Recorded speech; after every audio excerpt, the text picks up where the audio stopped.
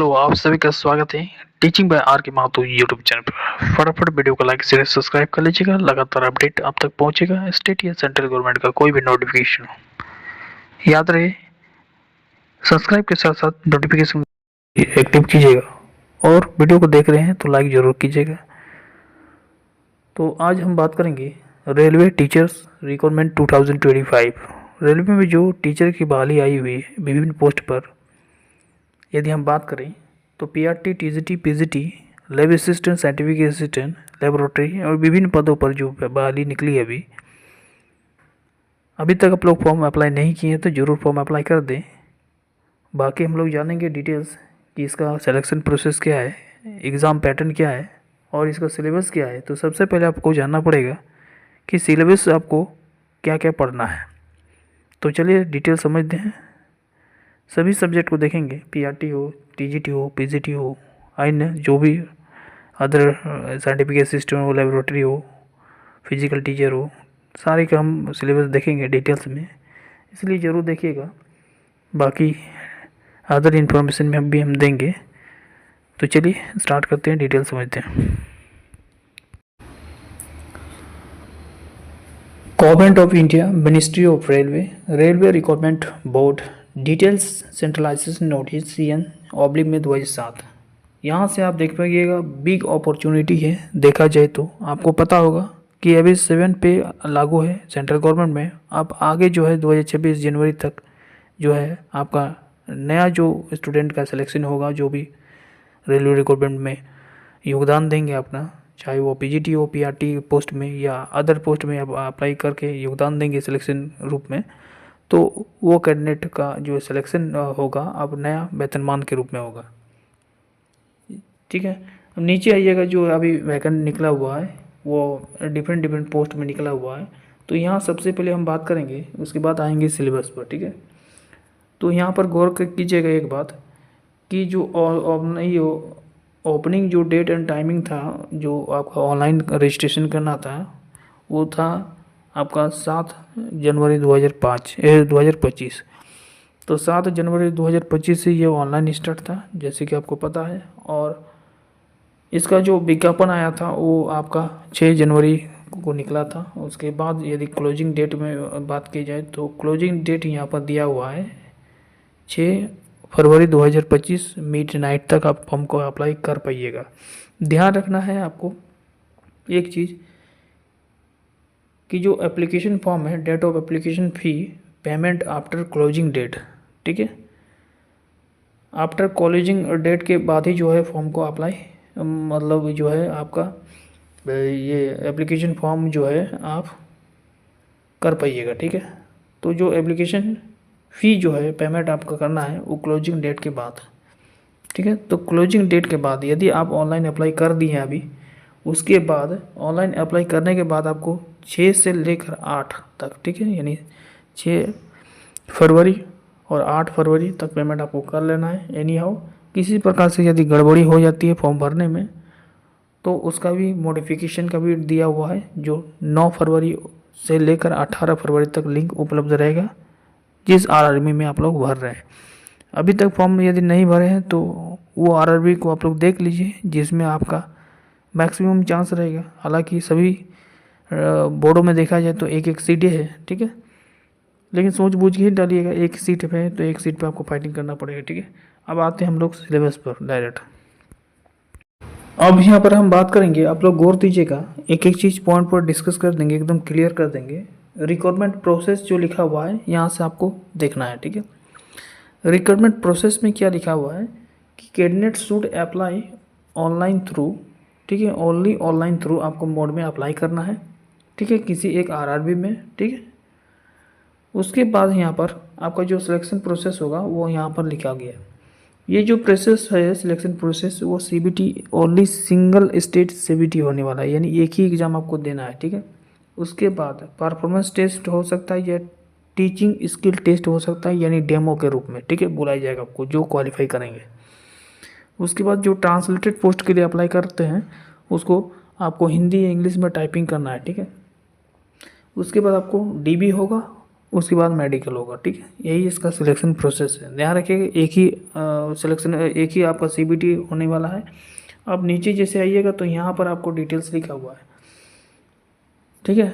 यहाँ लिखा है कि questions paper for single state CBT will be 90 minute. आपको 90 मिनट 100 क्वेश्चंस देखने को मिलेगा, जिसमें 90 क्वेश्चंस पूछे जाएंगे, ठीक है। यानी 1.5 घंटा का समय मिलने वाला है। बाकी जो फिजिकल हैंडीकैप्ड है, ठीक है, उसको समय जो है आधा घंटा ज़्यादा मिलने वाला है, यानी 2 घंटा, यानी 120 मिनट समय मिलने वाला है 100 क्वेश्चंस पर, ठीक है। ये तो क्लियर हो गया। अब यहाँ पर आते हैं हम लोग सिलेबस में। अब देखिए सभी सिलेबस से सभी सब्जेक्ट का, चाहे पीआरटी हो, टीजीटी हो, पीजीटी हो, ठीक है, सभी सब्जेक्ट का, ठीक है, ये सिलेबस है। ध्यान रखिएगा, इसको नोट करके रख लीजिए, स्क्रीनशॉट करके रख लीजिएगा।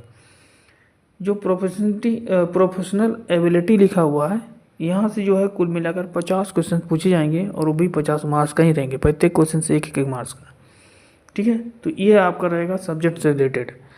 इसमें हम डिटेल्स बताएंगे पीजीटी और फिजिक्स, पीजीटी और टीजीटी पोस्ट के लिए क्या सिलेबस रहेगा। बाकी पीआरटी और अदर लेबोरेटरी असिस्टेंट हो, लैब को हो, या फिर साइंटिफिक असिस्टेंट हो, या फिर फिजिकल टीचर का हो, या म्यूजिक टीचर हो, या आर्ट टीचर का हो, तो उसका सिलेबस क्या रहेगा डिटेल देखेंगे। बाकी जो जनरल पार्ट है वो 50 क्वेश्चन पूछेंगे, जो इस प्रकार से रहेंगे। 15 क्वेश्चन जो है जनरल अवेयरनेस के, जिसमें आपको ओल्ड जीके और करंट अफेयर्स से क्वेश्चन पूछे जाएंगे। अभी जितने भी वर्तमान में एग्जाम हुआ है, चाहे असिस्टेंट लोको पायलट की बात करें, टेक्निकल की एग्जाम बात करें, आरआरबी का, जेई का बात करें, तो ये सारा एग्जाम में ज़्यादातर जो जनरल अवेयरनेस में पूछा जा रहा है, वो उसमें करंट अफेयर का ज़्यादातर वेटेज पूछा जा रहा है। तो ध्यान रखिएगा, करंट अफेयर आप लोग लगातार पढ़िएगा। उसके बाद हम बात करेंगे रीजनिंग का। तो जनरल इंटेलिजेंस और रीजनिंग में इसमें कुल मिलाकर 15 क्वेश्चंस पूछे जाएंगे, ठीक है। उसके बाद मैथमेटिक्स जो जनरल पेपर रहेंगे, ठीक है, उसमें 10 क्वेश्चन पूछे जाएंगे, और जनरल साइंस में जिससे पीसीबी यानी फिजिक्स, केमिस्ट्री और बायोलॉजी से क्वेश्चन रहेंगे 10 क्वेश्चन। तो जनरल पार्ट आपका 50 क्वेश्चन, और आपका जो प्रोफेशनल एबिलिटी जो होगा उसमें 50 क्वेश्चन पूछे जाएंगे, ठीक है। तो ये रहा आपका सिलेबस, 100 क्वेश्चन 90 मिनट का। ध्यान रखिएगा, फिजिकल का जो हैंडीकैप्ट वाले होंगे उसको अतिरिक्त 30 मिनट ज़्यादा दिया जाएगा, यानी 120 मिनट, यानी 2 घंटा समय दिया जाएगा। बाकी इसमें डिटेल देखिएगा तो आपको जनरल पार्ट में क्या पढ़ना है ध्यान रखिएगा। और एक चीज़ में उल्लेख किया गया है, जैसे कि आप लोग एग्ज़ाम देते होंगे टीचर का, चाहे आप स्टेट का देते होंगे, सीटेट का देते हैं, जेटेट का देते होंगे, झारखंड का कोई भी टेट, या बिहार का टेट, या उत्तर प्रदेश या राजस्थान या वेस्ट बंगाल कहीं भी टेट आप देते होंगे, हरियाणा, तो उसमें नेगेटिव मार्क नहीं उपलब्ध नहीं रहता है, उल्लेख नहीं रहता है। लेकिन इसमें जो है आपका there will be negative mark, ठीक है, 1/3 ध्यान रखिएगा। और एवरी डिटेक्टर ईच ओदर, मतलब ईच रॉन्ग आंसर, एक रॉन्ग आंसर कीजिएगा तो आपको 1/3 मार्क्स कट लिया जाएगा। ध्यान रखिएगा, नेगेटिव मार्क का प्रावधान रहेगा। बाकी इसमें जनरल पार्ट का यदि सिलेबस में बात की जाए तो मैथ में आपको क्या पढ़ना है, इसको नोट करके रखिएगा। नंबर सिस्टम पढ़ना है, बोडमास रूल है, डेसिमल है, फ्रैक्शन है, एलसीएम है, एचसीएफ है, ठीक है, रेशियो एंड प्रोफेशनल है, परसेंटेज है, मेंसुरेशन है, टाइम वर्क है, टाइम एंड डिस्टेंस है, सिंपल एंड कंपाउंड इंटरेस्ट है, प्रॉफिट लॉस है, एल्जेब्रा है, ज्योमेट्री एंड ट्रिग्नोमेट्री है। ये सारे जो है स्क्वायर रूट है ना, एलिमेंट्री स्टैटिक्स है, स्क्वायर रूट, एल्जेब्रा, इस प्रकार से क्लॉकवाइज। तो ये आपका जनरल पार्ट है। ये जनरल पार्ट को आपको फोटो खींच के रख लेना है, स्क्रीनशॉट करके रख लेना है, या नोट करके रख लीजिएगा। ध्यान रखिएगा, इसी के अकॉर्डिंग जो है आपका सिलेबस पूछा जाएगा 50 नंबर का। जनरल साइंस में फिजिक्स, केमिस्ट्री और लाइफ साइंस यानी बायोलॉजी से रिलेटेड जो होंगे वो सीबीएसई सिलेबस पर स्टैंडर्ड होंगे। ध्यान रखिएगा, एनसीईआरटी हो लेकिन सीबीएसई बेस्ड पर हो। ध्यान रखिएगा, स्टैंडर्ड होना चाहिए सीबीएसई ओनली, ठीक है। अब इसमें एक चीज़ दिया हुआ है, इसको आप लोग गौर कीजिएगा। मिनिमम जो परसेंटेज है वो आपको एलिजिबिलिटी होने के लिए कम से कम कट ऑफ होना चाहिए। कई बार होता है कि कट ऑफ पार नहीं होता है तो स्टूडेंट मिलता नहीं है, तो इसलिए मिनिमम कट ऑफ कम से कम आप लोग पार कीजिएगा। ध्यान रखिएगा, जनरल के लिए कम से कम 40% होना चाहिए, यानी 100 क्वेश्चन में 40 क्वेश्चन आपको सही करना ही है, ठीक है। एनी हाउ से ज़्यादा करना है, ध्यान रखिएगा, ये मिनिमम कट ऑफ बात कर रहे हैं हम। उसके बाद ईडब्ल्यूएस कैटेगरी के लिए 40%, ओबीसी नॉन क्रीमिलियर के लिए 30%, एससी के लिए 30%, एसटी के लिए 25%, ठीक है। This percentage of marks of eligibility may be relax by 2 marks for PWD candidate in case of shortlisted of PWD candidate against vacancy reservation of then. ध्यान रखिएगा, 2 मार्क्स और अतिरिक्त मिलेगा।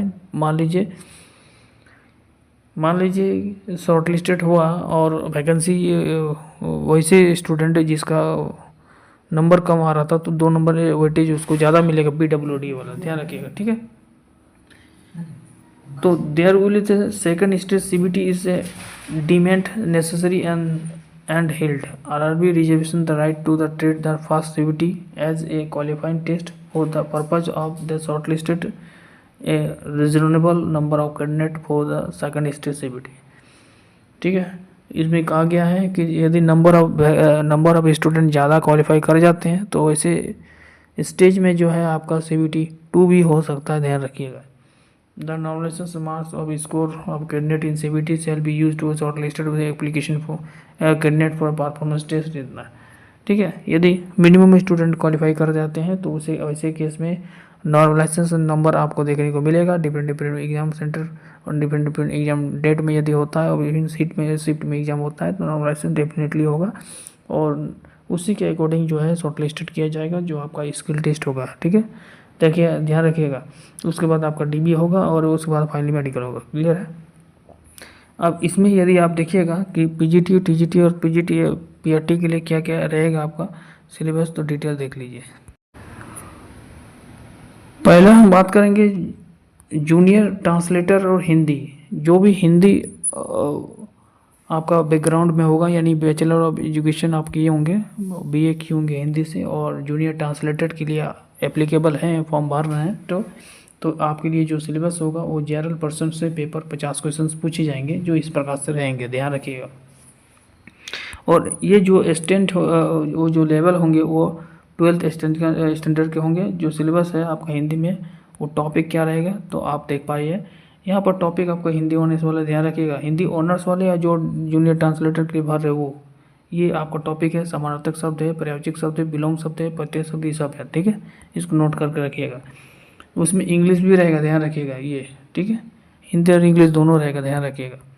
ये हो गया। उसके बाद आप नीचे जाइएगा तो यहाँ से आप देखिए स्टाफ एंड वेलफेयर इंस्पेक्टर के लिए जो एप्लीकेबल है, जो इस पोस्ट के लिए अप्लाई कर रहे हैं स्टाफ एंड वेलफेयर इंस्पेक्टर के लिए, ठीक है। तो वो उसका सिलेबस ये रहेगा, ठीक है। टॉपिक वाइज दिया है, इंडस्ट्रियल रिलेशन है, सोसाइटी है, सोशल सिक्योरिटी है, ये सब देखिएगा, ठीक है। उसके बाद नीचे जैसे हम आएंगे तो यहाँ से आप देखिएगा चीफ लॉ असिस्टेंट दिया हुआ है, ठीक है। इसका सिलेबस ये दिया हुआ है, ये सारा चीज़ आपको मिल जाएगा। उसके बाद सीनियर पब्लिसिटी इंस्पेक्टर है। उसके बाद हम लोग आते हैं डायरेक्ट PGT में, ठीक है। देखिए यहाँ ध्यान रखिएगा एक चीज़ लिखा हुआ है कि ऑल पोस्ट ग्रेजुएट टीचर यानी PGT and trained graduate teacher TGT, यानी आप PGT पोस्ट के लिए अप्लाई कर रहे हैं या फिर TGT के लिए अप्लाई कर रहे हैं, ध्यान रखिएगा। उसके लिए आपको आप तो पहले से ही सोचते होंगे कि 50 क्वेश्चन आपका सब्जेक्ट से पूछा जाएगा और 50 क्वेश्चन जनरल से पूछा जाएगा, तो भ्रम मत रहिए। अभी हम भ्रम को दूर कर देते हैं, ध्यान रखिएगा। PGT और TGT पोस्ट वाले चाहे कोई भी आपका ऑनर्स हो, चाहे हिस्ट्री हो, political, geography, physics, chemistry, mathematics, biology, zoology, botany, जो भी हो आपका, ठीक है। तो आपका जो आप लोगों को पढ़िएगा 50 नंबर में आपका सब्जेक्ट से नहीं क्वेश्चन पूछा जाएगा, ध्यान रखिएगा। आपसे जो पूछा जाएगा वो आपका पेडागोजी से पूछा जाएगा और जो कि सिलेबस यहाँ पर दिया हुआ है, ठीक है।